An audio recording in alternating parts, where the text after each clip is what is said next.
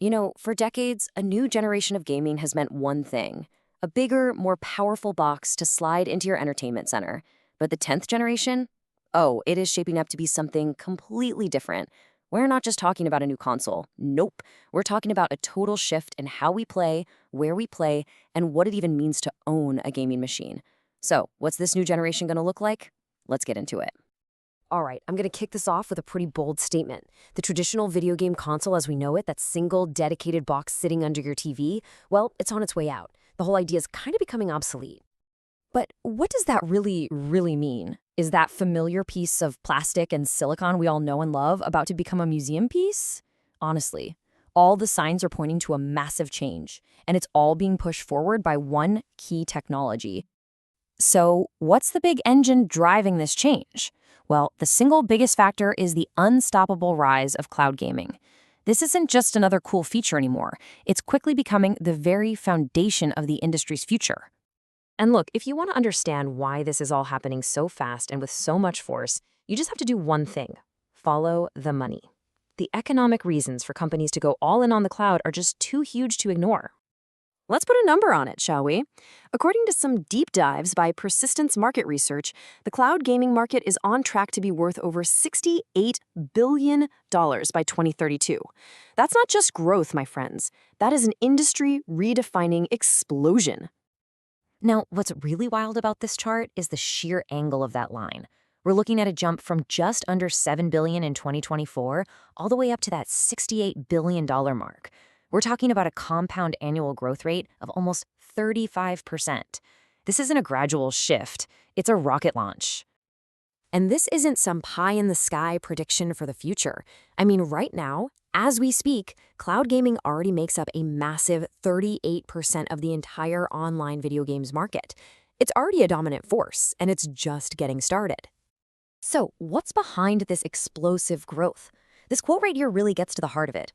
Cloud gaming just completely removes the biggest barrier to entry for most people: the high cost of a fancy, dedicated console. That one change opens the floodgates to literally billions of potential new gamers who can just use the phones and laptops they already have. Okay, but does all this cloud talk mean that hardware is just going away? Not at all. Instead, it's evolving. The actual physical devices of the 10th generation are getting smarter, way more flexible, and they're being built to perfectly bridge the gap between gaming on the go and gaming at home. And the key idea here is what we're calling the hybrid console. I mean, think of the Nintendo Switch, but basically supercharged for the next decade. It's one single device that does two things perfectly. It's a powerful handheld for when you're on the bus, and the second you pop it into a dock, it becomes a high-performance home console for your big screen TV. And this is where things get interesting, because this is where we'll see the big players start to go down different paths. We'll likely see two main strategies. On one side, you have the hybrid first model. Think of it as the next evolution of the Switch, where portability is king. And on the other, you've got the cloud-enhanced premium model, which keeps a powerful box at home, but makes the cloud absolutely essential to the whole experience. It's a classic fight: flexibility versus raw power. So what can we actually expect from these new gadgets? Well, a dockable handheld is probably going to be the standard. The secret sauce will be AI-powered upscaling to get those gorgeous 4K graphics on your TV. Deeper cloud integration is a given, obviously, but also keep an eye out for optional untethered VR headsets and different performance levels, like a standard model and a pro model, just like we see with phones. Wait a minute, how is any of this even possible? Making this hybrid, cloud-powered dream a reality takes some seriously incredible tech working behind the scenes. It's all about making things smarter, faster, and bringing the power closer to you.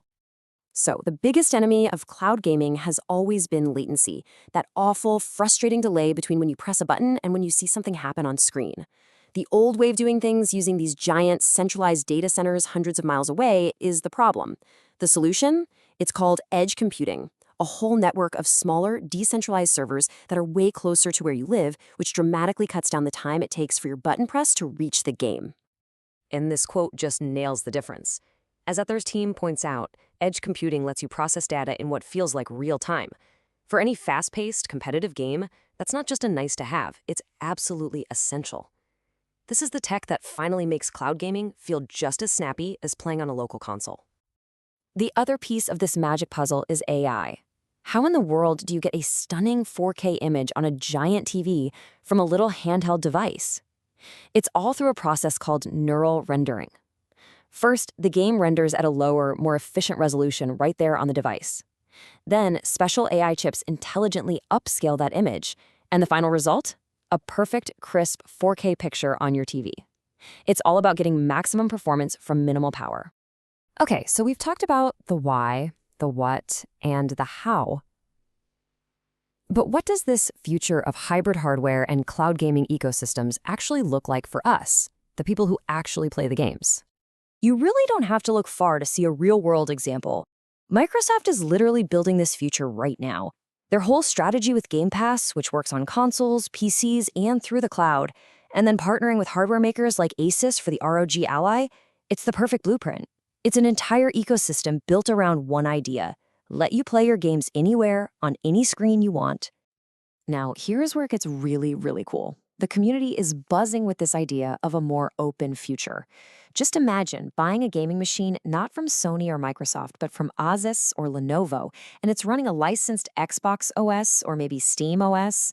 This would be one device where you could buy and launch games from Steam, the Epic Store, or the Xbox Store. The very line between a gaming PC and a console would just dissolve. And that really brings us to the biggest takeaway from all of this. The competition, the whole idea of the console war, is no longer going to be fought over who has the most teraflops or the fastest processor. The battleground has totally shifted. It's now all about which company can build the most compelling, the most seamless, and the most valuable ecosystem of games, services, and hardware that all work together without you ever having to think about it. So the big question isn't which box you're going to buy anymore. It's a much bigger, much more personal question. In this new world of interconnected gaming, which ecosystem are you going to call home?